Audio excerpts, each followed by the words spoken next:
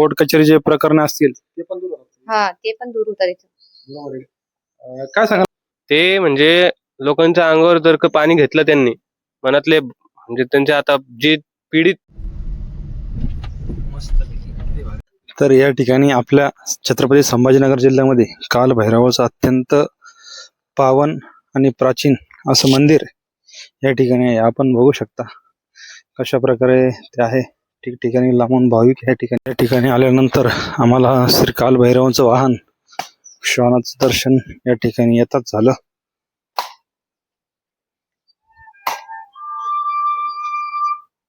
मंदिरामध्ये आल्यानंतर आपल्याला श्री विठ्ठल रुक्मिणी यांचं छान प्रकारचं मंदिर बघायला आपल्याला मिळतं.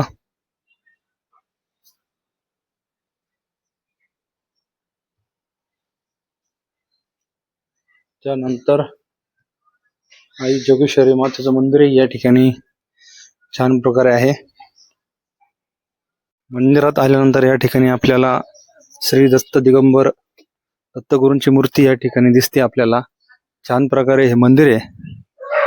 बघू शकता अत्यंत आपल्या पिंपळ वृक्षाच्या शीतल अशा छायेखाली हे मंदिर आहे. शांत आणि मनाला प्रसन्न करणारा हा श्री कालभैरवनाथाचा मंदिर परिसर छत्रपती संभाजीनगर जिल्ह्यामध्ये आहे. खरंच तिथं आल्यानंतर अगदी मन प्रसन्न होऊन जातं. समोर एक मंदिर आहे, ते मंदिर बघू आपण कशाचं आहे. यानंतर समोर आल्यानंतर आपल्याला श्री भगवान शिवांचं मंदिर या ठिकाणी दिसतं. मंदिरात आल्यानंतर अतिशय प्राचीन मूर्ती या ठिकाणी आपल्याला बघायला मिळते. बघू शकता की अत्यंत विलोभ. व त्याच्यानंतर आपल्या मारुतीरायाचं मंदिर या ठिकाणी आपण बघितलं. आता समोर या ठिकाणी त्यानंतर आपल्याला या ठिकाणी श्री शनी महाराजांची मूर्ती या ठिकाणी दिसते. ओम शनेश्वराय नमः. या ठिकाणी छान प्रकारे ते शनी महाराजांचे मंदिर. तर आपल्याला कालभैरव यांचं जे वाहन आहे ते श्वानाची त्यांचं वाहनच या ठिकाणी आपल्याला दर्शन होतं. अतिशय छान प्रकारे तिथे निर्माण या ठिकाणी केलेलं आहे. व आता आपण समोर जे आपल्या कालभैरवांचं जे मंदिर आहे त्या मंदिरात जाऊन बघू की मंदिराचा आतील परिसर कसा आहे व कशा प्रकारे आहे. या भैरवांच्या मंदिरात आपण जात आहे या ठिकाणी. माऊली, माझा जन्मच इकडे झालेला आहे काळभैरव चरणी. आपलं काय नाव आहे दादा? माझं नाव प्रीतम रवी हिवराळे.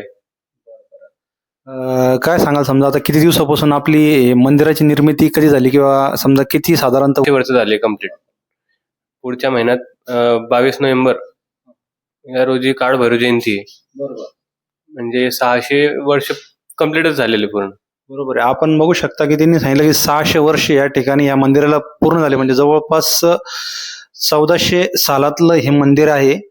अत्यंत प्राचीन मंदिर आपल्या संभाजीनगर जिल्ह्यातच आहे आणि ते पण अतिशय निसर्गरम्य वातावरणात. या ठिकाणी आपले जे रवी भाऊ आहे यांची ही जवळपास 3री पिढी या ठिकाणी आपल्या कालभैरव बाबांच्या चरणी सेवा देत आहे निशुल्कपणे. अत्यंत पूर्ण मंदिराची साफसफाई, सेवा, आरती पूर्णपणे. व तसेच ह्या मंदिर परिसरामध्ये पूर्णपणे जवळपास आपण बघितलं जवळपास 50च्या आसपास श्वान आहे. त्या श्वानांचं खाणं पिणं सर्व या ठिकाणी हे बघतात. त्यांना दूध बिस्किट सर्वपणे ते या ठिकाणी मंदिरात आल्यानंतर बघू शकता कालभैरव भगवानांची या ठिकाणी अत्यंत मनाला प्रसन्न करणारी अशी मूर्ती, प्राचीन मूर्ती या ठिकाणी आपल्याला बघायला मिळते.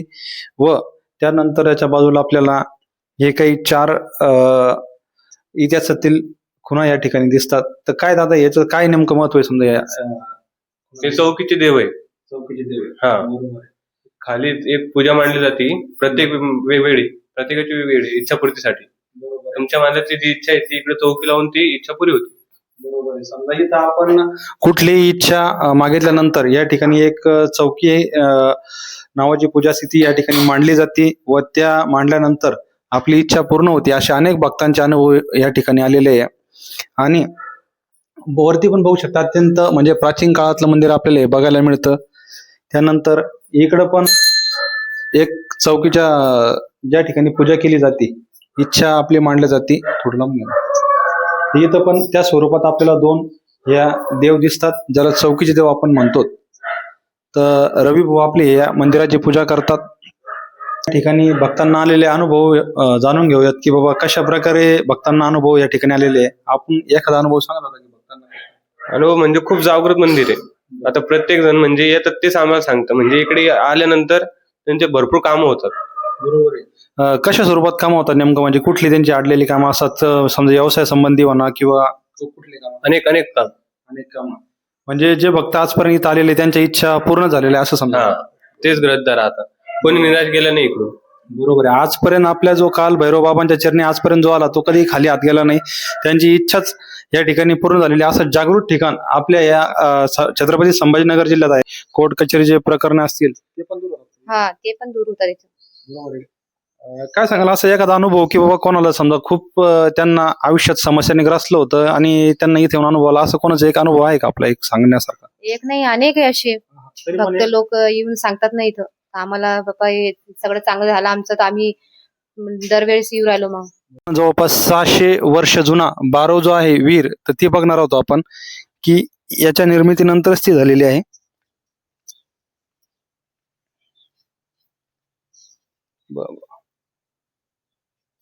आपण आतमध्ये आल्यानंतर या ठिकाणी बघू शकता की हा बारव अत्यंत प्राचीन काळातील बारव प्रकारे दूर होतात. रोगदायक मुक्ती भेटते या पाण्यानं. हा पाणी जे मंदिराला यूज केलेलं आहे पाणी, हा पाणी ते म्हणजे लोकांच्या अंगावर जर का पाणी घेतलं त्यांनी, मनातले म्हणजे त्यांच्या आता जे पीडित आहे ते पुरे हे होऊन जाते. हजार दोष असेल, बाहेर हा. असेल, बरोबर. या सर्व गोष्टी या ठिकाणी या पाण्याने दूर होतात असं महत्व या ठिकाणी या पाण्याचं आहे, या बारवाचं आहे. तरी जे सर्व बांधव असतील त्यांनी या मंदिराचा व या ठिकाणी या बारवचा दर्शन घ्यावं व आपलं सांसारिक जीवन धन्य करून घ्यावं असं या ठिकाणी आपले रवी भाऊ सांगत आहे. या धन्यवाद. बघू शकता की पूर्ण भारतामध्ये फक्त 3च मंदिर आहे काल भैरवनाथांचे, म्हणजे त्या कालीन बांधले गेलेले. एक जे आहे ते श्री काल भैरवनाथ मंदिर उज्जैन मध्य प्रदेश मध्ये येतं. दुसरं जे आहे ते श्री काल भैरवनाथ मंदिर जे काशीला आहे उत्तर प्रदेश, त्याला काशीचे नाथ म्हणतात.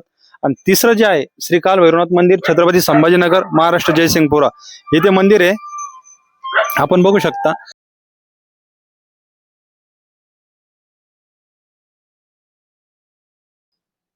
बस.